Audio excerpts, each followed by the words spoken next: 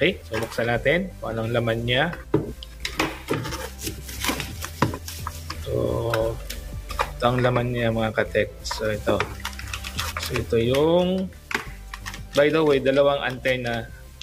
Dalawa palang antena niyo mga katek.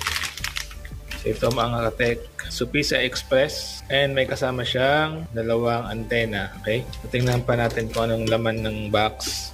So, ito naman yung bracket sa computer in case na kailangan nyo ng ganito extension, so pwede siyang gamitin. So pero hindi ko na ito gagamitin kasi standard naman yung ano ng PC ko. Okay, so ito naman meron tayong manual and yung driver niya. So ang pagkakaalam ko, supported naman to ng Windows 10. So in case na hindi siya supported, kung old yung version ng Windows 10 or naka Windows 7 kasi pwede